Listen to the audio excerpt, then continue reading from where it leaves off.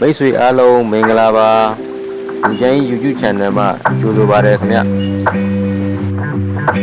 မင်္ဂလာပါဒီနောက်ချေးပေါင်ကမှုရိုင်းအဖြူလေးတွေထွက်တယ်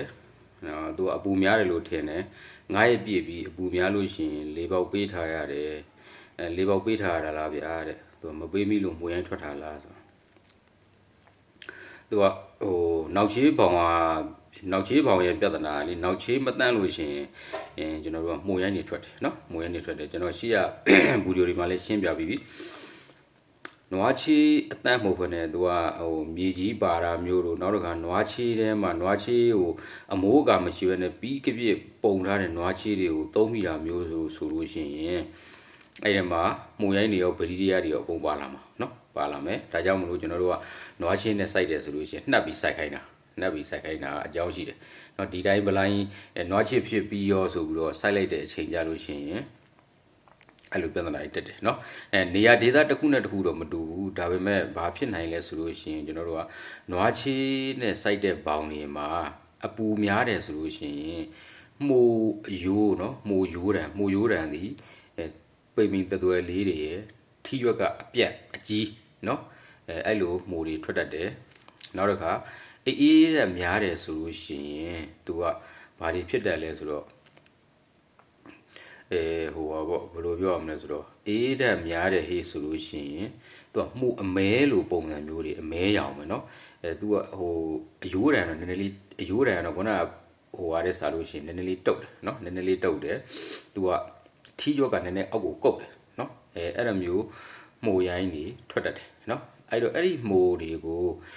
ဖြစ်ပြီးတော့နန်းကြည့်လိုက်လို့ရှိရင်နန်းတယ်နော်နန်းတယ်ဒီတိုင်းခူးပြီးဆိုတာနဲ့ခူးပြီးအဲ့ဒါတွေကိုပေါက်ပြီးဆိုတာနဲ့ခူးလိုက်ပြီးတော့ကျွန်တော်တို့ကနေရာတစ်ခုမှာထားလိုက်တော့သူအရေးပြောသွားတယ်နော်နာရီပိုင်းလေးနဲ့အရေးပြောသွားတယ်အဲ့လိုမှုတွေကဒီထွက်တတ်တယ်အဲ့ဒါကအပူချိန်ပဲများစူတိုင်းသာပဲများသူရမှုရိုင်းထွက်တယ်နော်သို့ပေမဲ့အဓိကအခြေခံအကြောင်းတရားသည်ကုန်ညမ်းမတန်လို့ဖြစ်တာနော်နွားချီမတန်လို့ဖြစ်တာနွားချီတက်တယ်ဆိုရင်မိုးရိုင်းထွက်တာနဲတယ်เนาะအဲ့တော့ဟို9ရက်ပြေးလို့မိုးပေါင်မဖွင့်မိရင်လဲ तू ကမိုးမြင်မိုးတရေတွေဒါ तू ကနည်းနည်းလေးခြောက်သွားတာပဲရှိရမိုးရိုင်းမထွက်ဘူးเนาะအဲ့ပြဿနာလေးတွေတော့ရှိတယ်เนาะအခြေခံချက်ကဒီနွားချီဘောင်နဲ့ပတ်သက်လို့ရှိရင်မိုးရိုင်းထွက်တာကအဖြူပဲထွက်ခုနကတော့အမဲပဲထွက်ဘယ်ဟာပဲထွက်အဲ့ဒါနွားချီမတန်းလို့ကျွန်တော်တို့ကမှတ်ထားเนาะတခါကြီးကျနွားချီတွေကမတန်းဘူးလေနွားချီမတန်းတာနဲ့ဆိုင်းပြီးရဆိုလို့ရှိရင်ဒီပြဿနာတွေတက်တယ်เนาะကျေးဇူးတင်ပါတယ်မင်္ဂလာပါသူကမိုးနီလေးတွေမိုးတွေကနီချောင်တွေဖြစ်တယ်တဲ့ပြီးလို့ရှိရင်အလုံးပေါ်မှာမိုးလုံးပေါ်မှာအမဲပိုးမဲလေးတွေတွေ့တယ်ဆိုတော့ဒါကတော့ဟိုကောက်ရိုးမှုမေးတာဖြစ်မယ်ဒါပေမဲ့ငွေနှင်းပေါ်မှာလည်းအဲ့ပြဿနာရှိတယ်เนาะအဲ့ဒါတော့ခြုံပြောတော့ဘက်တီးရီးယားပေါ့ဗျာဘက်တီးရီးယားငွေနှင်းပေါ်မှာလည်းအဲ့လိုမျိုးတွေကဘက်တီးရီးယားပါလာတဲ့မျိုးကိုထည့်မိတယ်ဆိုလို့ရှိရင်အဲ့ငွေနှင်းမိုးလေးတွေနီချောင်လေးတွေနဲ့နူးသလိုကုတ်သလိုအဲ့လိုပုံစံလေးတွေငွေနှင်းပေါ်မှာလည်းထွက်တယ်เนาะငွေနှင်းပေါ်မှာလည်းထွက်တယ်ပြီးလို့ရှိရင်ပိုးမဲကြတာတော့ဒါတော့ယုံမတန့်လို့ကြာတာဟုတ်ပြီဒီဘက်ကောက်ရုံးမှာကြာလို့ရှိရင်လည်းခုနနီချောင်လေးတွေဖြစ်တယ်ဆိုတာကကျွန်တော်တို့ဒီ9ရက်မြောက်နောက်ပိုင်းလေအောင်လေလဲပြီးတဲ့အချိန်မှာဘာဝတအား6တဲ့ဟောလူကသတိမထားမိဘူးသတိမထားမိတာဖြစ်မယ်ပြီးလို့ရှိရင်မအားတာပေါ့နော်မအားတော